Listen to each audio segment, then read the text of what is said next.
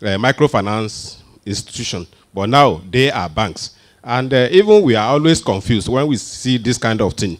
Does this also, sorry, I'm summarizing. So does this apply? Because it's a common problem, and we have in number more microfinance banks than commercial banks. So I'm just sending you back, sir. Anytime you are doing this kind of thing, let us know our own clear position. So we have adopted it, but for smaller organizations, will you give them more time to meet up? So that is one. Then the shared services is a good thing. Maybe you bring the microfinance bank together too, so that because of the cost, cost of doing services is so high. So that is my own main message. Also, we need more awareness about this IT standard. Then the assessment. Who are going to do the assessment at whose cost? Is it at our own cost or at cost of the CBN? Mortgage banks, mortgage institutions, microfinance banks are regulated in the CBN by department, OFI, right? Are you aware of that? Other financial institutions department. So I think you guys usually have some kind of organization, some kind of union. If you're interested in things like that, I think it's something you can raise up with them. Because when we talk about bankers committee, we are dealing with deposit money banks. And that's what we try to do. So I understand where you're coming from, and I think it's something that you must pursue. However, you have to do it and then work with the OFI, other financial department in CBN. They'll probably be able to take it up from there. Good morning. Good morning. My name is Okoronkwan BC from Jubilee Life Mortgage Bank. My question is simple. I wanted to find out the implementation timeline. Is it the same for commercial banks, mortgage banks? So somehow he has pointed towards that. So that's my question. Okay, thank you. So the implementation timelines. My name is James Agad. I work for Computer Warehouse Group. Two quick questions, or maybe a thought. The first one is that doing some of these certifications or applying some of these standards is going to cost a lot of money. I tried a long time ago to do CMMI for my development team, and I had to fly in consultants from the US, and the training was quite expensive. Very interesting experience and very expensive.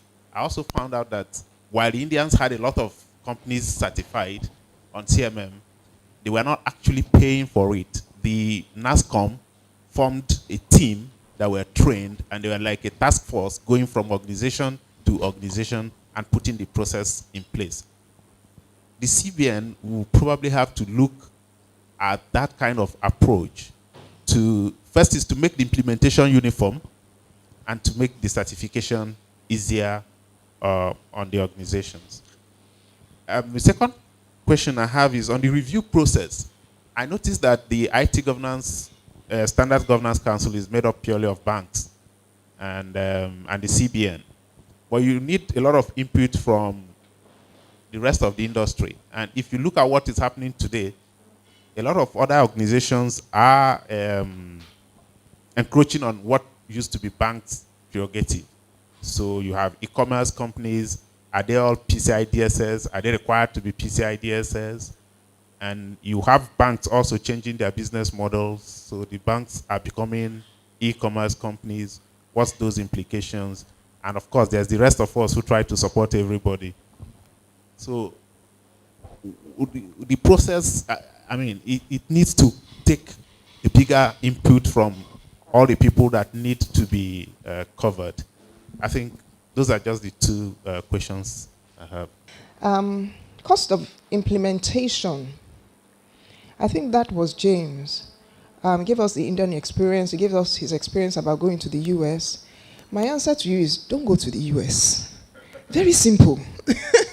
Look to indigenous players. You're an indigenous company yourself. Why are you going to the US?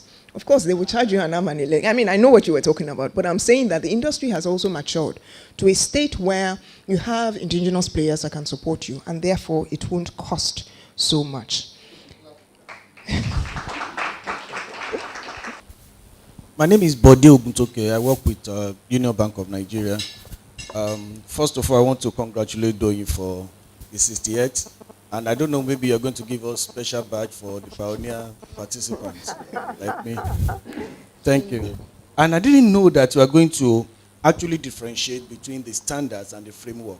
I've noted my question down to really see how CBN is going to assess or enforce the framework or methodologies. Because I can decide to, I'm PCI DSS certified, ISO 27001 certified, and I still have COVID. I can decide to map and call some team of eggheads within my bank and say that, wow, I'm COVID, okay. But I really want to know so that CBN would not come and say that you are not okay. Not only on compliance, but really on the impact on my bank. I want to know how CBN is going to assess or enforce those ones that are just frameworks and methodologies. Thank you. Good morning, everyone. My name is Rachel Ashonibari from Standard Chartered Bank.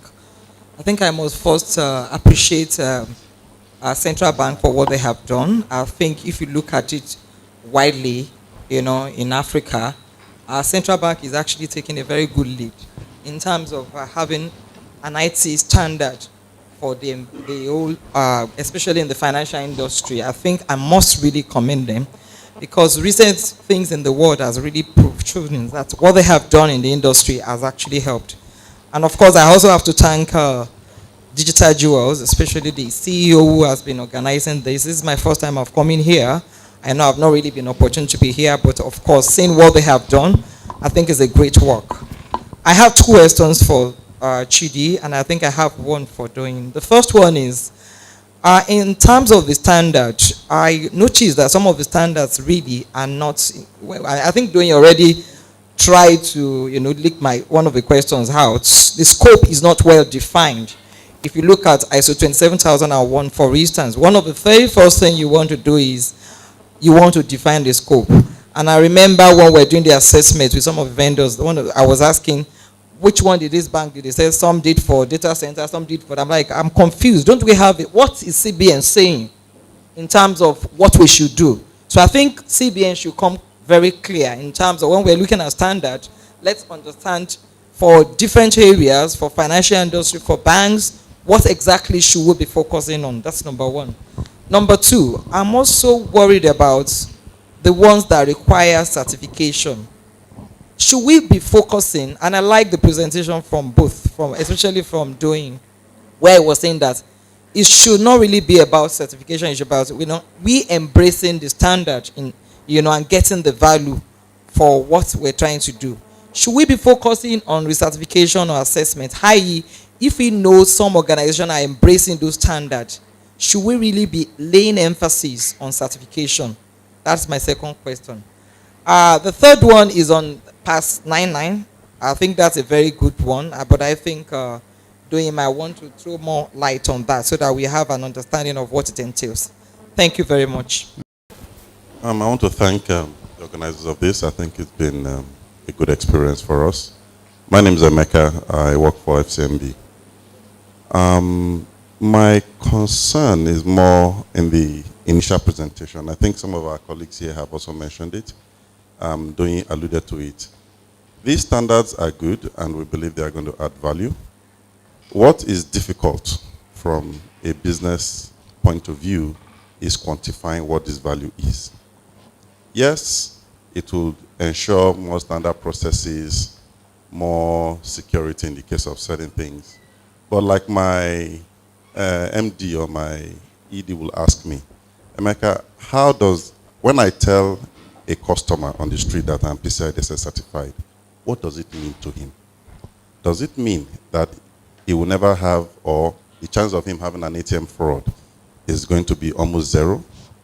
Does it mean the fraud level in the industry today is maybe at 1 billion naira?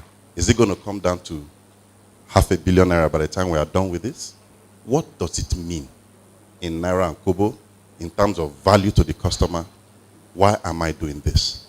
Like somebody also mentioned, these certifications and what have you is adding to many banks' OPEX.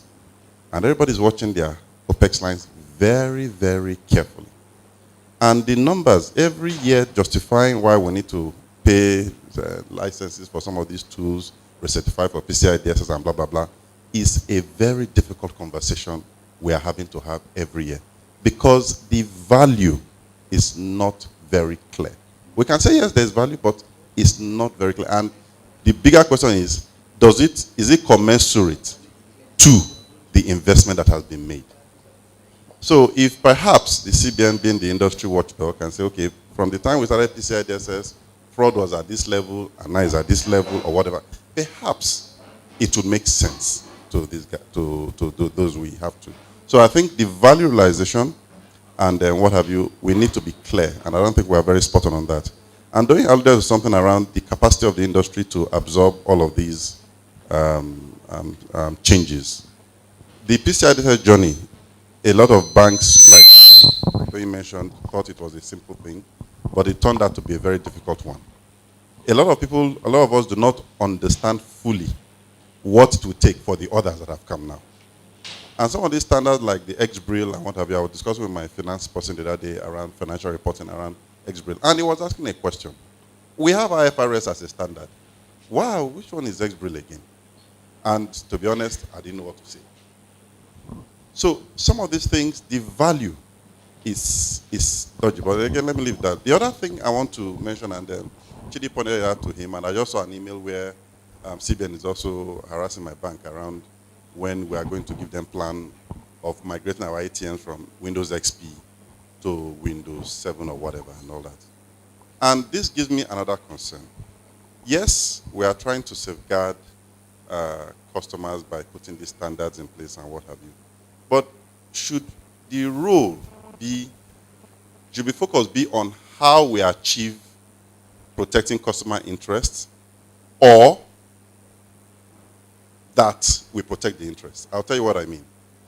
In addressing the issue of Windows XP, one of the options we've considered is whitelisting the ATM, the XP platform. Such that, and what that means from a technical point of view is that once you're whitelist, only allowed programs will run. Meaning that if somebody wants to come and put some code or whatever to take advantage of Windows XP and blah, blah, blah, it won't work because it's been whitelisted.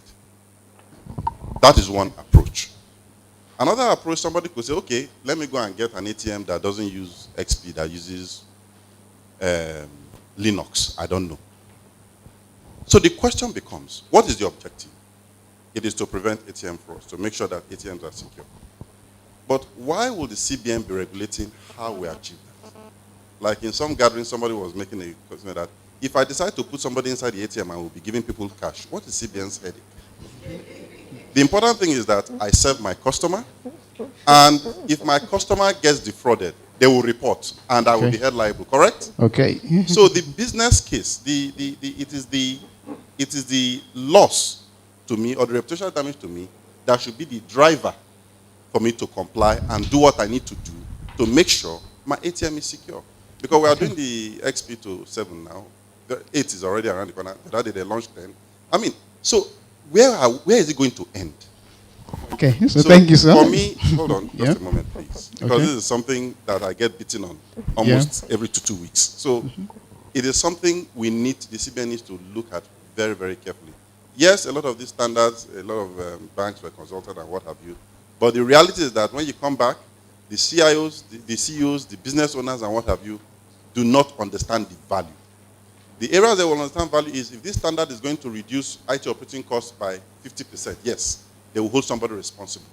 If it's going to make sure that there's no fraud or fraud level will come from this level to this level, yes, everybody will understand that. But the rate at which we are going currently, I don't think we are going to get the kind of traction we need. Okay. Thank you, sir. What is the value proposition? I don't know how to say that. Sometimes you have to work it out yourself. They can be intangible, but clearly we know that there's a lot to, let me just put it very clearly. There's a lot of convincing and talking to the big boys. And that's why we've talked about the governance levels in banks and other institutions.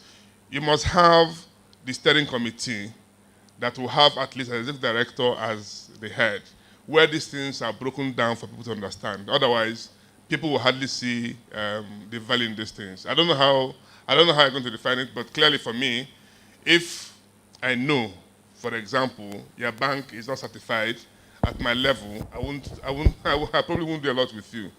Clearly, I mean, as a person, and I know that if you are working with institutions, they go through all this before they hire you or before they want to deal with you, because they know what they stand to gain from it. I mean, if I know that if I have sensitive things I want to do, and I know that a data center, for example, is not tier 3, and I know I'm likely to lose major information, I don't think I will deal with it if I have a choice. And then so you can see it from lost businesses, you can see it from anywhere you want to calculate it. I don't know, I haven't tried to do that. The example he gave with financial reporting standard and XBRL, I don't think they're the same thing. The other one is just a way of reporting, the type of reports they require. And then the other one is the format of the reporting, the XBRL. I think they're two different ones. That's what I'll just take from you. But I just want to caution that at the end of the day, it leads to what we call systemic risk. And that has a bearing clearly on CBN, because if all the banks start to have breaches and defaults, it's not just your bank. At the end of the day, the investors, the depositors are the ones that suffer. And also in terms of quantification of standards values, yes, I know what you're talking about. That can be a hard sell to a pure business-minded guy who's saying, is it going to help me get more customers? Is it going to help me improve the bottom line? Okay, but there is value that you can attach to it. For example, loss prevention. And just as you are advocating, and I think I agree with that suggestion, that the CBN might want to, over time, actually look at the industry. It's still a bit early, maybe over about 2 years. Say, really, the standards that are in place, how has it affected the industry?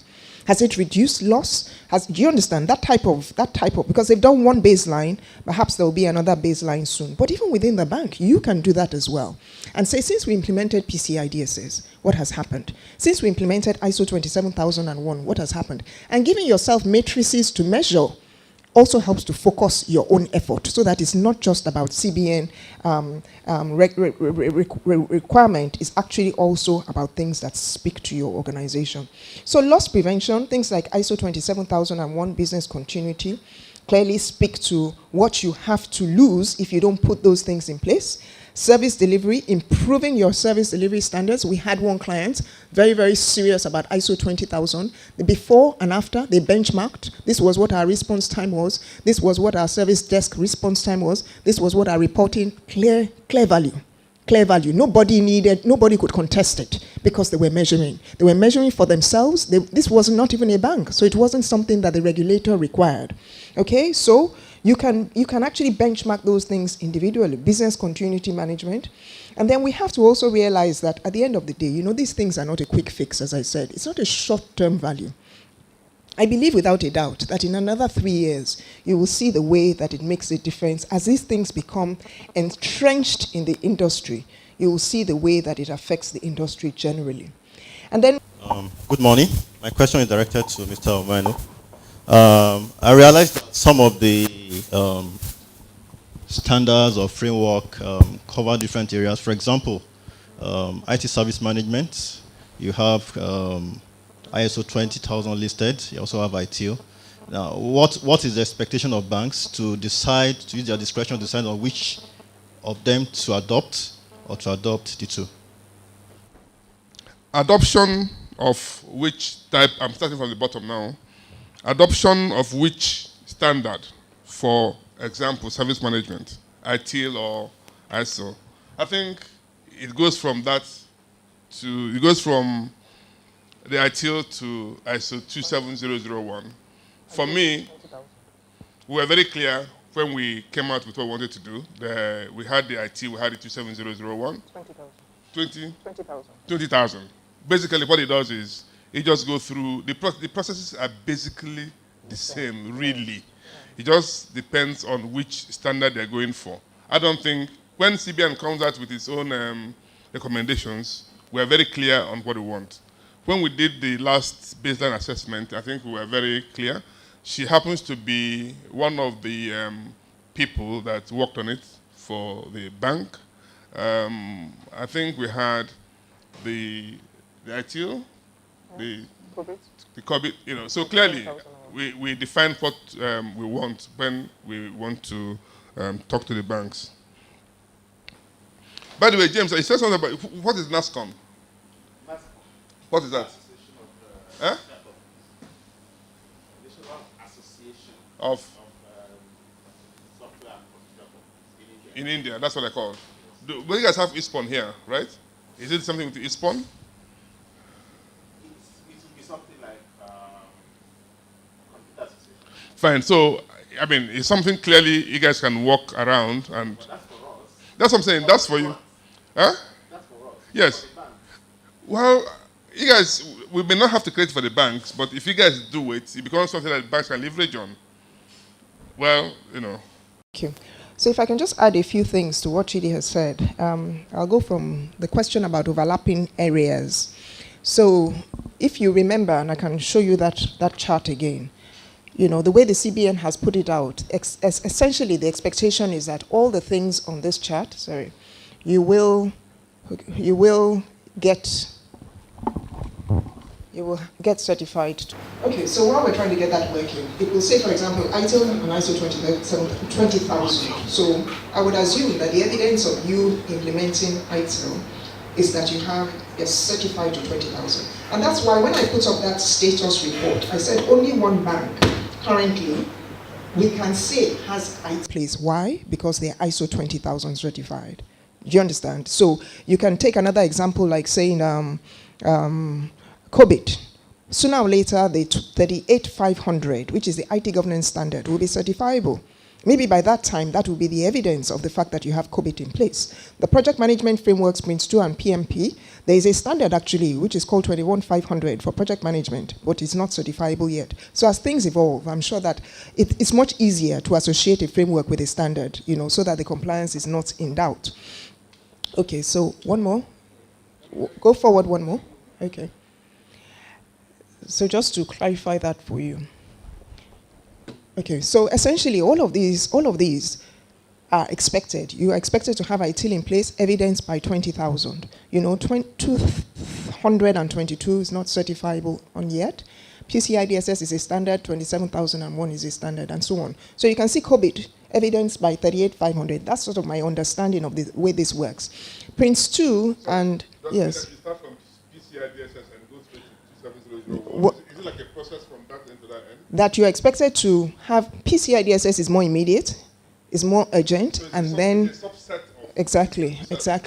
Because within the information security realm, ISO 27001 covers more than PCI DSS. Focus of PCI DSS is on cardholder data purely. 27001 is across your processes. Okay, so you look at the Prince 2 one, the project management one, talks about a capability assessment.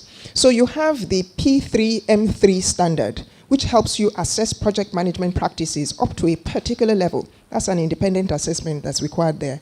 As the standard evolves, then it might just be easier to say get certified to 21,500, and so on. So really, everything up there, you're expected to get certified to them. Thank you. Okay, so the last one was around PAS 99. That was Rachel's question. She wanted to know a little bit more. So I'll give you an example. I need you to I have a slide. I think it's hidden actually. If you can take it off the screen, because I thought somebody might ask a question. It's a certificate. It's an ISO certification, so unhide it. Let's take an example. You have ISO 27001 in place. You have business continuity in place. And maybe you have SAS in place. All of those standards have things to do with people. So ISO 27001 will have a control that says do security checks on sensitive staff. Okay? Business continuity will talk about the focus on people and ensuring that if there is a disaster, you evacuate people first, knowing where they are and things like that. Or the operational health and safety standard will talk about checking, periodic health checks, how people should sit, the kind of environment they should be in the office, and all of that. And then if you don't implement something like PASS 99, you find that different teams are in charge of compliance. And then they go to HR at different times, and HR is thinking, you know, I'm just spending my time responding to compliance requirements. If you have PASS 99 in place, what will happen is that HR will have one document that says these are the staffing requirements as far as our people are concerned that are related to all of our standards. What will also happen is that when the internal audit happens, it will be one internal auditor that faces the head of HR to go through those requirements, show me the evidence. When you have your external audit, you will have one audit for all of those 3 standards so that it is not quite as disruptive, expensive, and time-consuming. So this is an example of an organization that got certified to PASS 99. And you can see here, that's what I wanted to show you.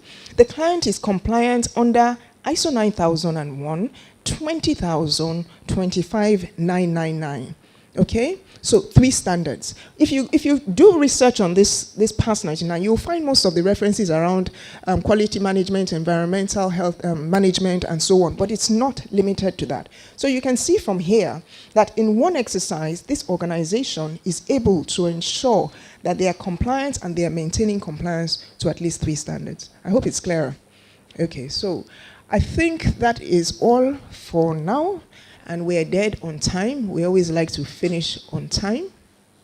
There are no other burning questions. There is a...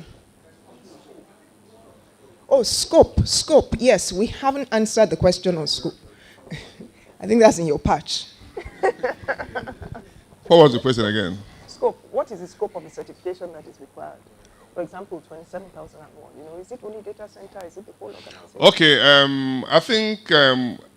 I don't know how, I can't remember how the circular or the policy was issued, but I always thought we were specific.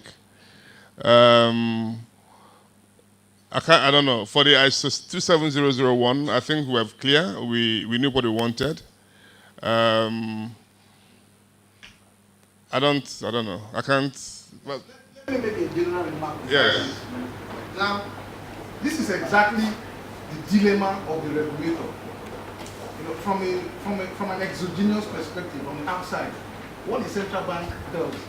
Some players inside, they don't want the CBN involved in what they're doing. Don't regulate me, don't control me. Don't regulate me, don't control me. I heard the gentleman over there who was saying, if I want to put a human being in my ATM, and then that human being pops up his hand and gives out the card, what's the CBN's business in that? Now I'm hearing the lady on the other side saying, what is the scope? So what I'm seeing there is actually a disconnect again.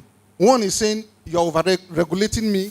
The other one is saying, you are not even regulating enough. You have not specified the exact scope. Because from what we have seen, from the PCI DSS certification, ISO 27001, the bank, different organizations indicate what is in scope. And then the consultants help them to get the certification. Let me just land, okay? Now, the reason I'm making this point is that I double hat as president of the Information Security Society of Africa in Nigeria. And every time I see anything about certification, what I look for is the scope.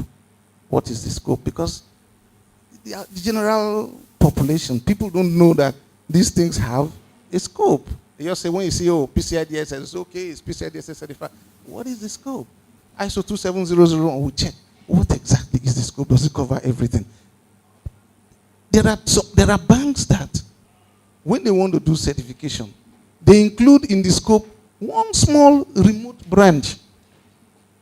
The consultants work with them, they get them certified, and it's all in the papers. And then I look for the scope, and I see there that the scope is one remote branch in Apapa. Some banks are doing certification, and the consultants, I talk to them, okay? Again, in my capacity as information systems person. And they say, look, this bank is insisting that we take out this aspect from the scope. If they were talking to some other consultants, etc., it could be done. But I have a challenge. So the consultants say, look, we have a challenge. Because if we remove this thing from the scope, they will still get certified. But the value of that certification will be very minimal. So to round up on this, I think what the CBN is doing is good. Bring out the standards. Today we have, like also what Doing had said, we have good local skills and capacity to support the banks in the certification in these different areas. And then the management of the banks decide what the scope entails. And it is international practice. Your scope is specified, it is detailed out, and then your certification process happens accordingly. So, do we need CBN to come and specify exactly what the scope should be in every case to the letter? I don't think that is necessary. Thank you very much. Thank you. We appreciate what Central Bank is doing, but what I'm saying is that in order to get value for what we're doing, in some industry, for instance, in the banking industry, ISO 27001, for instance, there is no scope defined from Central Bank in terms of what they ask us. And it's big, it's huge, if you look at the scope of ISO 27001. So what it means is that everybody is doing, is giving different interpretation in terms of scope. I know I have asked this question several times from people when I want to do ISO 27001 in my organization, and nobody was able to define. And the question I asked is, what does the CBN scope says? And the answer was really, you just said ISO 27001. You understand what I'm saying? And that's really where I'm coming from. I like the way the CBN is coming out with all the standards, because it's obvious it's going to help. But for us to be able to know that we're all on the same page and we're doing the right thing to get value for whatever industry we're, we need to have a clear scope defined. Thank you. I'll take it on board. I think it's what they're saying clearly is that we have to break it down a little bit, because it goes through a lot of activities. Which ones are we interested in? I can stand here and say we're interested in all, but clearly we have to prioritize them, and I think I take it on board and we define it next. But I think you will find that if you look at the organizations that have been certified globally, especially banks, their focus tends to be on the data center. If you look at World Bank, a lot of other banks, because that's really where your mission critical assets are. But we'll wait for the CBN to specify, clearly. Kola, please. My name is Kola. I work for Access Bank. I just want to make a comment on the issue of scope. For me, I think it will be very difficult for Central Bank to say, for example, let's take, for example, 27001, to say, oh, this is where you must focus on, this is where you must get certified. It is absolutely impossible. And the reason is this. When you talk of information security, tell me area of the bank or the organization where it is not relevant. There's none. The issue of scope comes to play because it may be expensive for you to say you want to do everything at the same time. So my approach has always been that this thing is necessary for the entire organization, okay? The processes you want to set up, you should be able to roll it out across the organization. But for the purpose of certification, you can start with a particular area, but it shouldn't stop there actually. The plan should be to roll it, to do it across the organization. In the past, I used to work for a bank called Citibank.